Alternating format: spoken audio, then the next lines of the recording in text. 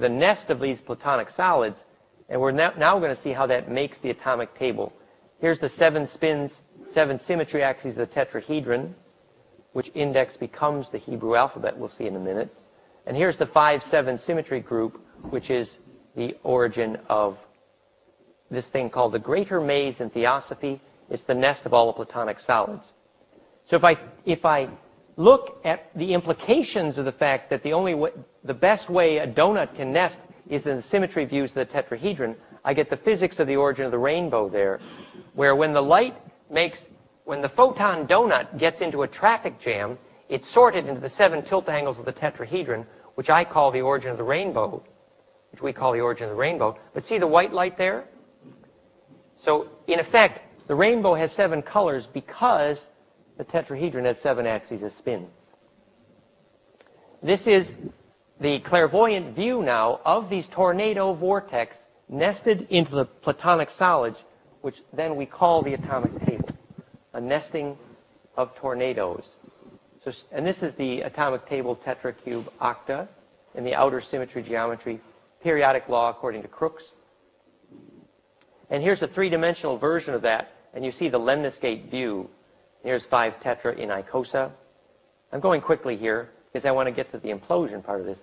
So the atomic table, when seen, it's not that your valence chemistry instructor was wrong. It's just they didn't tell you that the SPD and F suborbitals, were in fact 1, 3, 5, 7 vortex donut pair, which is 2, 6, 10, 14 electrons, and that's called an SPDF suborbital.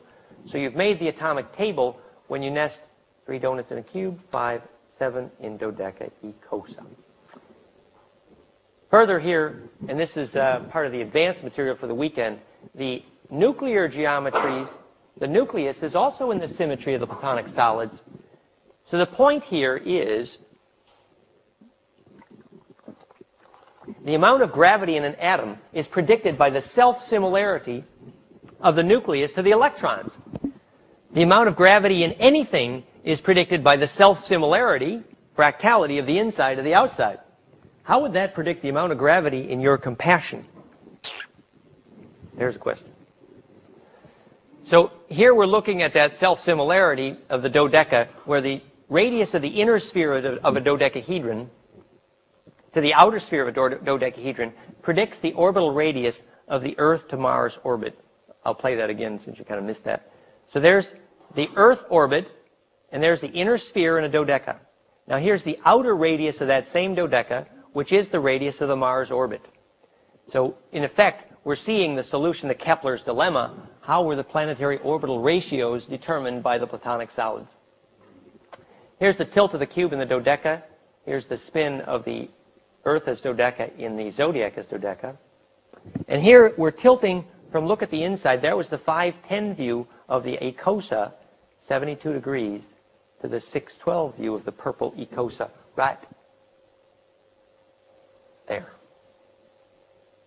So this is what we call our soap bubble animation. Some of you have seen this before, but the concept of it is important because it's called dodeca bubble.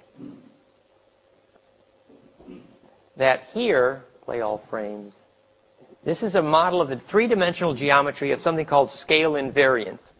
So they say, if you wish to survive the rapture, assume the position. If you wish to survive death, assume the position.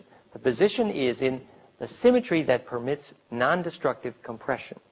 Non-destructive compression is the solution to computing and the solution to dying. It's the solution to how waves become shareable. It's the solution to what happens in DNA at the moment of death. The dodecahedron is able to non-destructively compress because it is scale invariant. That means you can change scale without changing ratio.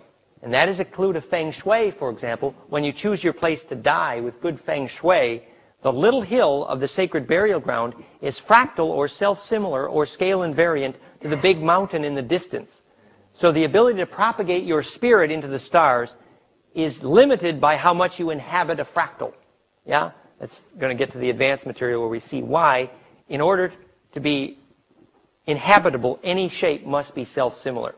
So this scale invariant demonstration really sucks. I mean, I sucked the air out of the soap bubble, right? Well, What we're essentially doing is demonstrating the physics of why scale is profane and ratio is sacred. And that is then going to describe why the DNA and Earth grid and zodiac here are modeled on that dodecahedron, because it is scale invariant and compressible. So the spin path down the dodecahedron, and we want to particularly thank Jonathan Quinton, sacredgeometry.com, for some of these animations. This optimized translation of vorticity, golden mean spiral, becomes kind of the heart of the matter. And the same spiral, spiraling rectangles, spiraling triangles, is called this optimized translation of vorticity, yellow brick road to Oz, spin path to the 0 point. So we see now why the finger of God touching man on the Sistine Chapel is golden mean ratio, because it can compress charge to a spark gap, where the harmonic content of the spark gap where the fingers touch is infinite or infinite, and that's how you make phone calls to God. The geometry that permits that charge compression is called phyllotaxis. And this is perfect unpacking or perfect branching based on golden mean ratio here in the cut of the celery leaf and the unpacking of a tree. That was the top view. Here's the side view. It's a 1, 2, 3, 5, 8, 13 branching algorithm, and it leads to the golden mean ratio. Yeah? And this is the family tree of a male bee. The perfect unpacking geometry is also the geometry of perfect packing. So that leaf that's unfolding in the Fibonacci progression says, what's the best way to share delight? So in effect, this geometry of perfect decompression and perfect compression is the solution to the geometry of perfect sharing or wave distribution. To become shareable in that sense for a wave or for you is to become immortal or sustainable. So if we take that geometry, we're now going to look at how the egg is a solution to gravity making. Faraday said the capacitive field takes the form of an inductive field. Capacitance is charge. Charge is measured in farads. Anybody remember Celestine prophecy? All human interactions are about charge. Yes? In other words, when you're hugging somebody, you're looking for charge. So when a physicist goes to the grocery store to shop for an egg, the way a physicist finds out if an egg is fresh is by measuring the DC voltage end to end. Did you know that, huh? This is the egg here. This is with thanks to Walter Baumgartner. But what I want you to just think about with me for a minute is, we knew before that the voltage difference end to end of an egg was proportional to the difference in curvature from the sharp end to the narrow end.